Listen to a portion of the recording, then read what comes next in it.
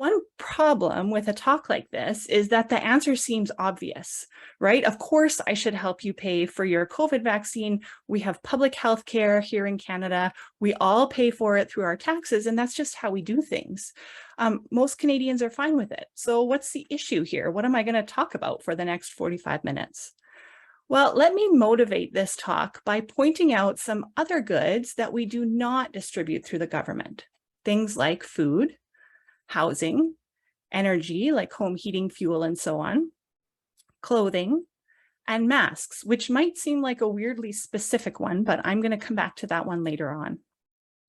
And then, of course, there are goods that we do distribute through the government, like libraries, roads, emergency services like the fire department, parks, and of course, vaccines.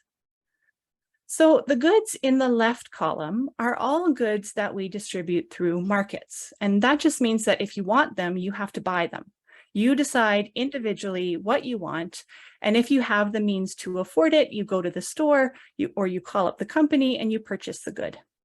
The goods in the right column, again, are all goods that we distribute through the government. The government collects taxes from us and uses that tax revenue to pay for them. They're provided to the public either for free or at a very highly subsidized rate. And the key thing about the goods on the right is that we don't have a choice about whether or not we want to pay for them. We have to pay our taxes, so we have to pay for these goods. We do generally have a choice of whether or not to use these goods. So no one's going to force you to go to the library at gunpoint, for example. But if you do want to use them, you don't have a lot of choice between different options. The libraries that the government pays for are the ones that are available to you to use. So why is it that we choose to distribute the goods on the left through markets and the goods on the right through government? Let me first point out that it's not about necessity. It's not about making sure that people can access these goods whether or not they can afford to pay. Because the goods in the left column, which we distribute through markets, are actually just as much necessities and sometimes more so than the goods on the right. If we have concerns about people not being able to afford the goods on the left, our usual response is income supports. So programs like social assistance, where we make sure people have enough money to purchase the goods themselves, rather than simply providing them through the government for free. Now, of course, there's some exceptions to that, things like food banks, but I think many people would agree, and I say this having worked in a food bank for 2 summers as a teenager, that it's often more respectful of human dignity to give a family that's in need a grocery card and let them go choose the food that they need for themselves, rather than giving them a box of food that they didn't choose. The difference between the 2 columns is also not about who's responsible for production. So it's not just that the goods on the right are produced by the government. Most of the goods on the left are produced by private companies, but at least some of the goods on the right are also produced by private companies. So roads, for example, are built by private companies that are contracted by the government. And the same is actually true for much of our healthcare, despite the fact that it's paid for by the government. The key difference between these 2 columns is actually that the goods on the left are what economists call private goods, and the ones on the right are public goods. So what does this mean? Private goods are goods that are rival and excludable. Rival means that if I consume a unit of the good, that unit is not available for you to consume. So if I eat an apple, for example, you can't eat the same apple. Another way to think about this is to say that when I consume a unit of the good, there's a cost to making more of that good available. We have to grow another apple, which involves costs. The fact that private goods are excludable just means that we can prevent people from consuming them if they haven't paid for them. So if I don't pay the grocery store for my apple, I don't get to eat it. Public goods are non-rival and non-excludable. So non-rival means that my consumption of the good doesn't affect your ability to also consume the good. If I'm driving on the road, you can still drive on the road too. There's no additional cost to making the road available to you if it's already been made available to me, at least not until the road gets extremely congested. The fact that public goods are non-excludable means that it's difficult or impossible to prevent people from consuming them once they've been made available at all, even if people haven't paid for them. So it would be very hard to stop me from driving on Edmonton's roadways, even if I haven't paid anything towards making them available. Now, some of the goods on this list are actually excludable, but we have chosen to make them non-excludable, and I'll get back to that point in a minute. So let's look more closely at vaccines for a moment. Now, you might have noticed as I was talking that the actual vaccine is actually a private good. So a particular dose of vaccine in a particular syringe is rival. If a nurse gives it to me, the nurse can't give the same dose to you. And it's excludable because the nurse could refuse to give it to me. But the immunity that vaccines create is a public good. If I get the COVID vaccine, for example, I'm less likely to get COVID, which means I'm less likely to give it to you. In fact, my immunity protects everyone around me. It doesn't cost any more for my immunity to protect 20 people than it does to protect one. So this immunity is non-rival. And there's no way to exclude anyone from that protection. If I don't have COVID, I can't give it to you, even if I wanted to. So going back to our lists, we can see that several of the goods on the right-hand side could actually be excludable. But as for vaccines, using them creates goods that are non-excludable and non-rival. So libraries, for example, contribute to a more educated population. Stopping my house from burning down also protects my neighbors' houses, and so on. So we've established the difference between these two kinds of goods, but we haven't yet explained why government should be responsible for providing the goods on the right, whereas we leave it up to markets to provide the goods on the left. And the justification for that, it comes from those two key characteristics of non-rivalry and non-excludability. Essentially, those two characteristics mean that once a good has been made available at all, it's automatically available to everyone, whether or not they pay for it. Again, non-excludability means that no one can be prevented from consuming it, and non-rivalry means that even if I consume it, it's still available for you to consume too. So once it exists, people don't have to pay to access it. They can just use it without contributing anything towards making it available. And economists call this free riding. So free riding is a concept that goes all the way back to Adam Smith, who, as you might know, was a big proponent of free markets. He argued that in general, leaving people free to pursue their own self-interest through competitive markets should end up achieving the outcomes that are best for society. And contemporary economic theory has picked up this idea and run with it. But Smith did identify some specific roles for government to play, and one of them was the provision of public goods. The argument that he makes here is the same logic that we use today. So the argument goes that for certain goods, again, it's not possible to prevent people from using the good without paying for it. But if people don't pay for the good, companies are not going to make a profit by providing it. So no company is going to be willing to provide it. Essentially, the argument is that free riding means that public goods will not be provided in the free market. And if they're not provided, then people will not get the satisfaction, or as economists say, utility, from consuming them. So as we've said already, the most common solution to that problem is for the government to step in. The government taxes citizens, they use those taxes to pay for the good. This overcomes the issue of free riding because we all have to pay our taxes. We don't get the choice to opt out, and we don't have the ability to free ride on other people's contributions. Whether or not the government actually produces the good, or whether it contracts with private companies to produce it, doesn't really matter here. That's a separate argument about who can produce the good most efficiently. The point here is just that the government is paying for it. It's worth mentioning that there are also a couple other possible approaches to take, and those help to highlight some of the issues around public goods. So in some cases, provision of a public good requires both government and individual action.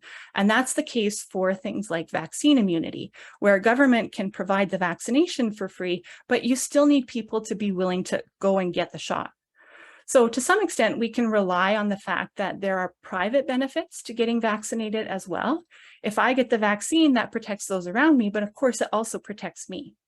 But we know from experience with all different kinds of vaccines that this is often not enough to achieve the level of vaccination that results in herd immunity. So to encourage higher vaccine uptake, governments might additionally use incentives. So that's where this $100 payment that the Alberta government offered to the unvaccinated, that's where that idea comes from. Governments can also incentivize uptake by imposing consequences on people who don't get vaccinated, such as restricting their access to public spaces. Instead of government provision, for some public goods, we rely on donations. So think of, for example, telethons to pay for public TV programming. I was a Sesame Street kid, and I still remember PBS telethons. Nonprofits that pay for endangered species protection through donations, and crowdsourced websites like Wikipedia. And the approach of donations can result in some level of provision of the public good, but the problem is that this will always be less than the socially optimal amount because of that issue of free riding again.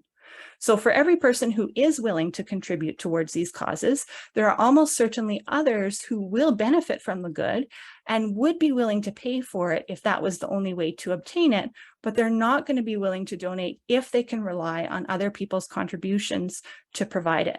And to illustrate this point, I often ask students, have they ever contributed to Wikipedia? Have they actually helped to write any of the articles, or are they just free riding on other people's contributions by just reading it, taking the information from it without contributing? So that's the very definition of free riding. Many of us do it all the time, and it means that the amount of the good that's going to be provided through donations is always going to be less than the amount that would be available if people were unable to free ride, as happens when you use the approach of government provision. For some public goods, it is also possible to find ways to restrict access to people who haven't paid, which makes them into what we call artificially scarce goods. So a good example of this is cable TV.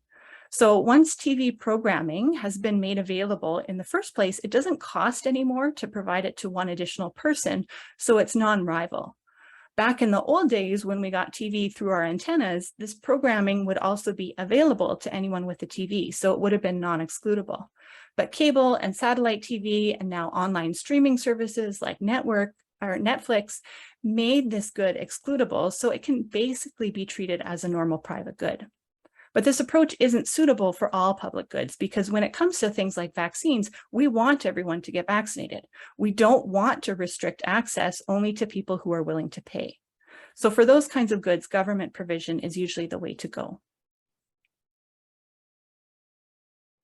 But simply determining that a good is a public good, or that it has the characteristics of a public good, that it's rival and non-excludable, this is not enough to justify using government resources to provide the good. We first of all have to determine whether it's worth making the good available at all. And this is where I think things get really interesting. So the standard Western approach to making this decision, is it worth providing a particular public good, is to use cost-benefit analysis. Do the benefits of providing the good outweigh the costs? So let me give you an example of how we actually make these decisions in practice.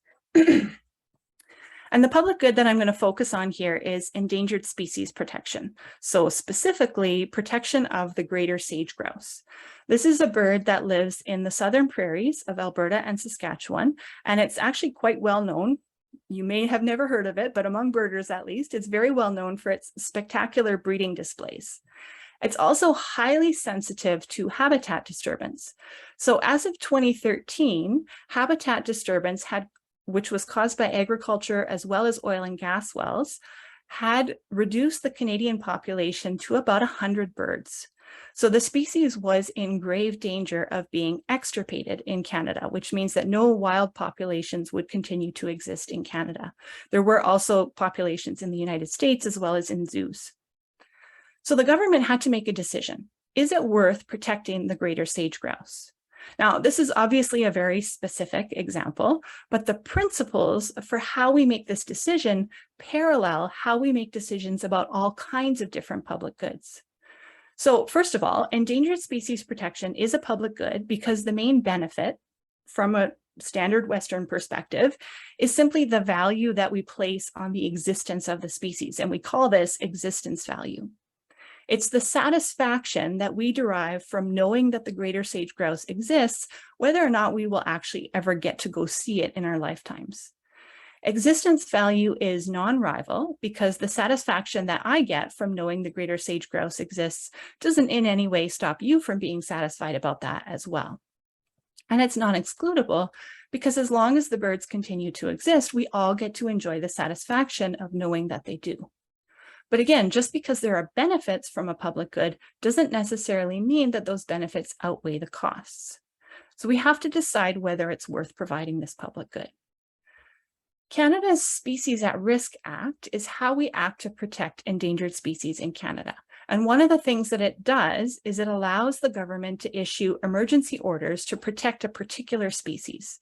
And these orders typically will restrict some kind of economic activity that is causing harm to the species. Before doing this, before issuing an emergency order, the government has to carry out a cost-benefit analysis to determine whether the net benefit of the emergency order is positive. The costs associated with an emergency order are usually pretty straightforward to calculate.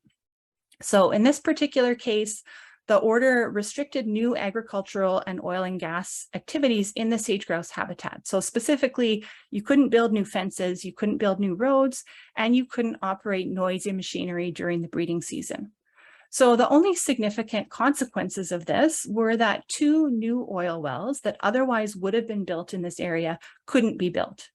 So the cost of this emergency order was simply the value of the oil that would have been produced if the emergency order wasn't in place, but that will not be produced because of the emergency order. And there were also some minor costs to government to enforce the order, so training enforcement officers and so on.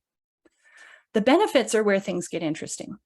So to compare the benefits with the monetary costs, we have to somehow put a dollar value on them. And how do you put a dollar value on the existence of a species? Economists, of course, have an answer to this, and that is that we ask people. Specifically, we ask people how much they are willing to pay to protect the greater sage grouse. Usually we ask something like, how much extra tax would you be willing to pay each year to ensure that a certain population of this animal survives? So we ask this question to a representative sample of the public. So we'll do a survey or we'll do focus groups or something like that. We'll add up the amount that each of our participants is willing to pay, and we extrapolate from that to get the total willingness to pay for the population. That's the benefit, the existence value of the species. So the total benefit of the species' continued existence is measured as the sum of everyone's individual benefit, which we call, as economists, we call individual utility. If the total benefit is greater than the costs, the net benefit will be positive, and it's worth providing this public good. It's worth protecting the species. Now, just as a side note, we don't require that a cost benefit be done or cost benefit analysis be done if we are looking at approving an economic project like a pipeline or a highway or an oil sands mine. Cost benefit analysis is not required in those cases, but it is required when it comes to government regulation. So things like endangered species protection or pollution regulations, the government has to prove that there's a net benefit to this. In the case of the greater sage grouse, the cost benefit analysis did determine that the benefits were higher than the costs. And therefore the emergency order was put in place and the species was protected. And it's actually doing fairly well right now. In fact, no one had actually done a valuation study for the greater sage grouse specifically, so they actually used a study that was done for wild turkeys. So we actually decided whether or not to protect the greater sage grouse by asking people how much they were willing to pay to protect turkeys. But, you know, as long as they get protected, that's what matters, right? Well, let's think through this a little bit. When I tell students about how we do cost-benefit analysis and specifically how we decide on the value of species protection, it tends to make them quite uncomfortable. And I think it should. I think there is something very uncomfortable about placing a monetary value on life. much less a monetary value that we're determining by simply asking random people how much they're willing to pay to protect life. This is also a profoundly anthropocentric perspective towards the natural world. But it gets even more uncomfortable when I tell students that we do this for human lives as well. So, for example, we use cost-benefit analysis to justify government provision of vaccines. And to do that, we have to place a dollar value on the lives that will be saved through vaccination. We basically do this in the case of human lives by looking at how much individuals are willing to pay for small reductions in their risk of dying. So for example, how much are people willing to pay for smoke alarms? And then we extrapolate from that to the value of saving a whole life. So I can tell you that the figure that the Canadian government uses in its decision-making is $6.5 million per life. That's how much you're worth. This also, I think, should make us uncomfortable. And this is not just academic theorizing. We actually use this analysis to decide things like, for example, which childhood vaccines should be provided in international development work and which ones should not. I also want to emphasize that even though we do act collectively when it comes to public goods, we justify this collective action on a fundamentally individualistic basis. So the presumed default is individual choice. People should get their goods individually through markets, as long as that works. Government provision is only justified if individual choice doesn't work, as in the case of public goods. We then justify infringing on individual choice, forcing people to pay for goods through taxes rather than letting them choose, through an argument that is itself fundamentally individualistic. If the government does not provide public goods, individual people will not get to enjoy the utility that they would have gotten from consuming the good because it won't be provided. And once we've decided that the government should act, we decide exactly what goods they will or will not provide and how much of the good they will provide based on individual utility, again, based on those cost-benefit analyses that I just talked about. So again, why is this a problem if it works, if we still get those public goods? Well, what if it doesn't work? For example, what if relying on individual valuations to decide whether to protect endangered species means that we save the cute, cuddly creatures, but not the less charismatic species that are vital to healthy ecosystems? What if it means that services that are not widely used by urban dwellers, but are essential to rural dwellers, get cut? What if the most vulnerable, such as people experiencing homelessness who rely on public services that are available through libraries, what if the most vulnerable are the victims of these cuts? Because they're just a small segment of the population and their utility doesn't count all that much compared to the total. I would argue that we're experiencing exactly this with the removal of most COVID protections over the last several months. So you might remember that in the initial list of goods, I put masks on the private goods side of the list. And it is true that just as for an individual dose of vaccine, an individual mask is a private good. Only one person can wear it at a time. And if you want to wear a mask, you have to go buy one. But just as for vaccines, masks help to create a public good.